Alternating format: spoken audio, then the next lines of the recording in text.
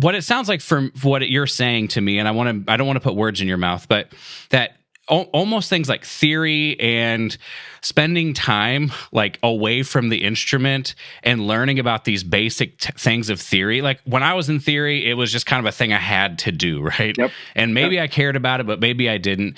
But especially for what you're talking about, learning things really quickly, spending time with theory, developing that into that picture in your head. So instead of learning individual notes, you can see patterns is a pretty essential part of someone's development.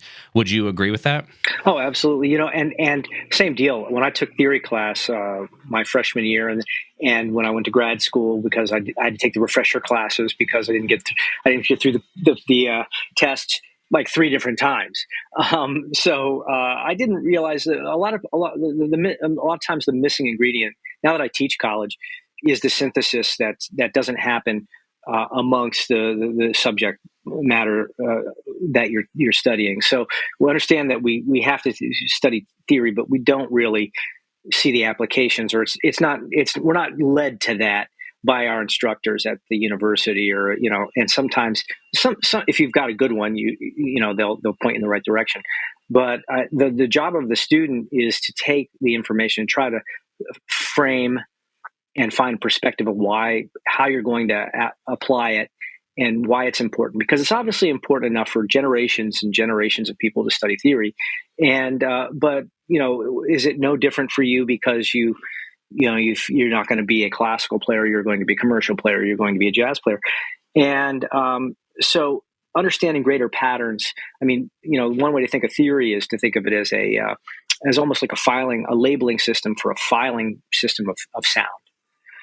So we just have access to a way of quickly, like random access, like the RAM of the computer, where you can get to sound very quickly because you understand what it is or what it's supposed to sound like.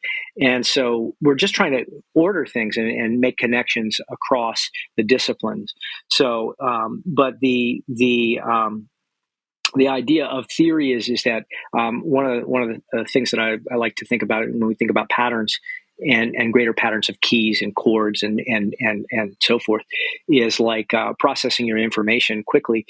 Chess masters, they did. I don't know if you ever saw this. They did a study with chess masters who were able to. There was one he was playing 50 simultaneous games blindfolded. Are you familiar with that? And won 47 of them and drew the other 3.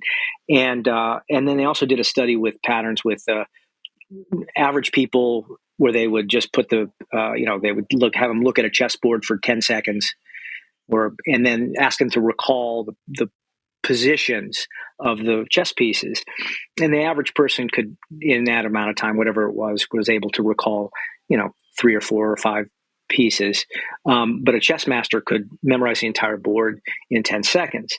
And so they thought, well, of course, you're a chess master. You should be able to memorize the board because, and so, but what they did was, in the study, I wish I could remember what it was. I read about it years ago, was they randomized all the positions. They just took the white and the black and they just put them anywhere where they couldn't be actually in an actual game.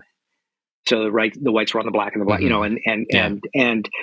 then they found that the chess master's recollection of positions was about the same as an average person.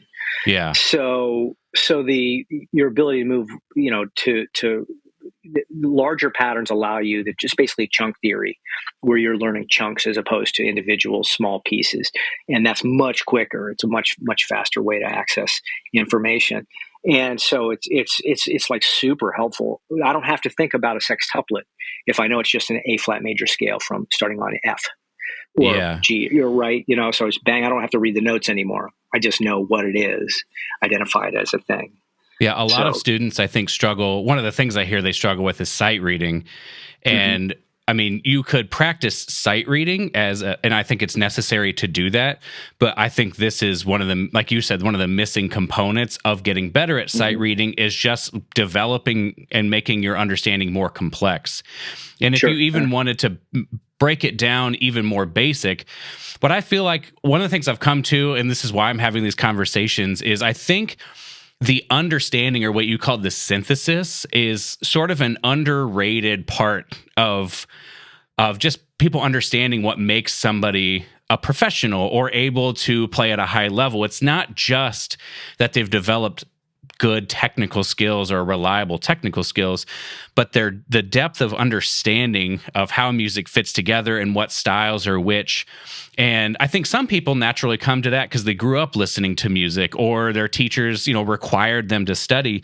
But sometimes it can feel maybe like a chore, right? When you do it as like, I got to learn this style.